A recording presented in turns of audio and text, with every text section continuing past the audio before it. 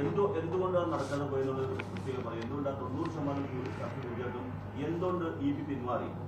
അത് കേരളത്തിന്റെ മുഖ്യമന്ത്രി പിണറായി വിജയന് വളരെ വ്യക്തമായിട്ട് അറിയാം, വളരെ വ്യക്തമായി. പക്ഷെ ഒരു കാര്യം ഞാൻ പറയാം, മാർക്സിസ്റ്റ് പാർട്ടിയുടെ കാൽ കീഴിലെ മണ്ണ് അത് നഷ്ടപ്പെട്ടുകൊണ്ടിരിക്കുകയാണ്.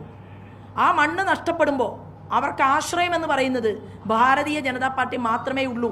കാരണം ബഹുഭൂരിപക്ഷം വരുന്ന പാവപ്പെട്ട കർഷക തൊഴിലാളിയും മത്സ്യത്തൊഴിലാളിയും ബീഡി തെറുത്ത് കിട്ടിയിട്ടുള്ള പണം ശേഖരിച്ചു വെച്ച് മരണപ്പെട്ടു പോയ കോടിയേരി ബാലകൃഷ്ണന് ഷർട്ടും മുണ്ടും വാങ്ങിക്കൊടുത്ത തൊഴിലാളികളും ഉൾപ്പെടെയുള്ളവർ, അവരുടെ മക്കൾ ഉൾപ്പെടെയുള്ളവർ ജീവിച്ചിരിക്കുന്ന ഈ കേരളത്തിൽ എന്നാണോ ഈ പ്രസ്ഥാനം അന്യായമായി വ്യവഹരിക്കാൻ തുടങ്ങിയത്, എന്നാണോ ഈ പ്രസ്ഥാനത്തിന്റെ ലീഡർ ശ്രീമാൻ പിണറായി വിജയൻ സ്വർണ്ണക്കടത്തിന് നേതൃത്വം കൊടുത്തു എന്നുള്ളത് ഇന്ത്യയിൽ ചർച്ച ചെയ്യപ്പെട്ടത്, എന്നാണോ ശ്രീമാൻ പിണറായി വിജയൻ കേരളത്തിലെ മുഴുവൻ കൊട്ടേഷനും റോഡ് പണിയുടെ പാലം പണിയുടെ ഈ കൊട്ടേഷൻ മുഴുവൻ സ്വന്തം മക്കളുടെ ബിനാമി കമ്പനിയായിട്ടുള്ള ഊരാളുങ്കലിന് കൊടുക്കാൻ തുടങ്ങിയത്, എന്നാണോ ഇവിടെ എന്തെങ്കിലും ഒരു 1100 കോടി രൂപയുടെ മരുന്നാണ് കേരളത്തിൽ ഒരു കൊല്ലം ഇവിടുത്തെ മനുഷ്യർ വാങ്ങി കഴിക്കുന്നത്.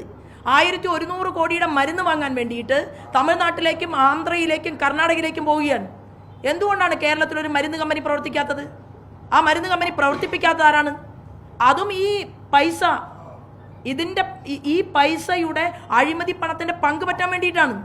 നമ്മുടെ രാജ്യത്ത്, നമ്മുടെ സംസ്ഥാനത്ത് നല്ല ഡോക്ടർമാരില്ലാഞ്ഞിട്ടാണോ, നല്ല ഫാർമസിസ്റ്റുകളില്ലാഞ്ഞിട്ടാണോ, ടെക്നോളജിസ്റ്റുകളില്ലാഞ്ഞിട്ടാണോ ഇവിടെ ഇത്തരം ഒരു കമ്പനി വരാത്തത്? വരില്ല.